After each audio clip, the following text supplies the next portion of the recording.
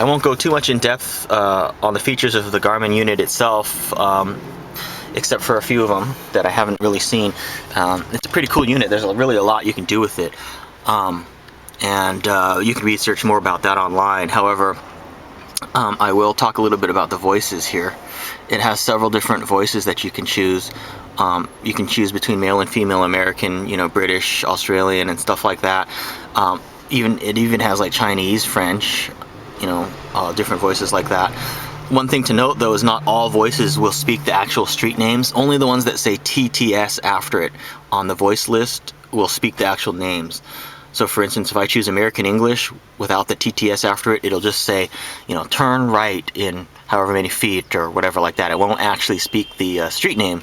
Whereas if I have a TTS one, it will. It'll say turn right on Harrison Street.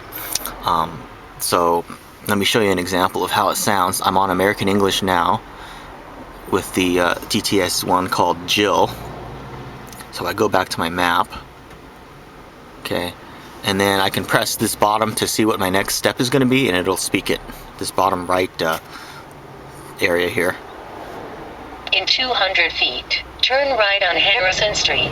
Okay, so I've got it routed back to me, to my home right now already, so that's programmed in there. You can always see on the top right here what you're supposed to do, southeast to Harrison Street on the very top in green. But if you want to get your next step, you can press here, the bottom right. You can also press the bottom left. Well, actually, as you can see here on the bottom left, it says what my estimated time of arrival is. But if you press that, you can get more detailed information, such as how many miles per hour you're going, your total time of your trip, and stuff like that. A lot of fairly detailed statistics about your current trip. This is the menu button here to take you back to the menu. You can view the map here, and then you can also press these buttons here to zoom in and out. You can zoom in, the map in and out to get a closer or further view. Let me change the voice so you can get an idea of how different voices sound. I'll go ahead and turn it to British English. Then go back to my map.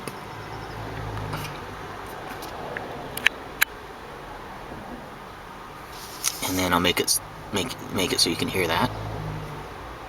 In 200 feet, turn right on Harrison Street. So you can see it has a British accent. Also, it has, as I mentioned, it has foreign languages too. For instance, let's change it to Cantonese, for instance. Say OK. Go back to my map, and then I'll get it to speak.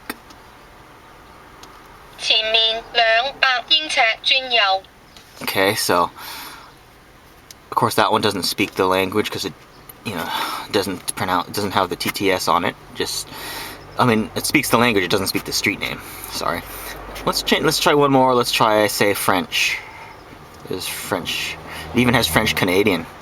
See, this one will, because it has TTS, so this one will actually speak the language. Let's choose the male, Felix. Let's go back and get it to speak. À 200 pieds, tournez à droite sur la zone C. Okay, so that's that. So my preferred language is the American English, just because it's a little bit easier to understand. It's not going to speak, especially if you have one that's speaking the names of the streets. It's a little bit easier to understand on the fly. It's not going to speak it with an accent, So if you're in an unknown area, it just makes it a little bit easier to understand, at least as far as I'm concerned. So I have it on American English Jill TTS. That's the voice that I prefer.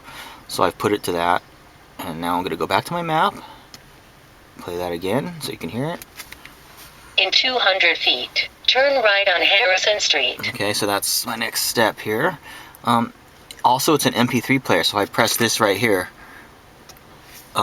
It brings up an Mp3 player, and I can plug this into my stereo. There's a stereo mini jack right here if I want. And when I'm playing music, if there's something that it needs to speak, it'll just pause the music, speak it, and then bring up the music again.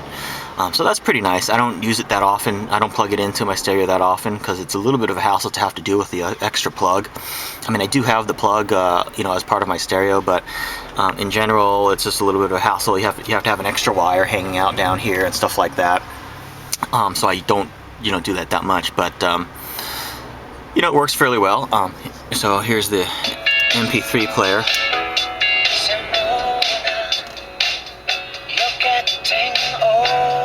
You know, the MP3 player works pretty well.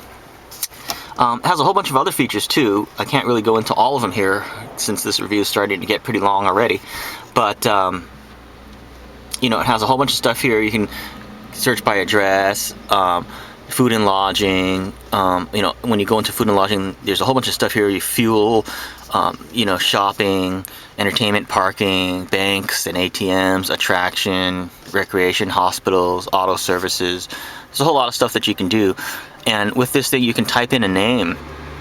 Like, let's say I want to find a certain restaurant. I can either spell the name of the restaurant, or I can go by a type of food, like American food, Asian food, barbecue, you know, whatever. So it's pretty versatile. There's really a lot of stuff that you can do with this. Anyway, I guess that's pretty much all I wanted to cover in this review. Hope you enjoyed it.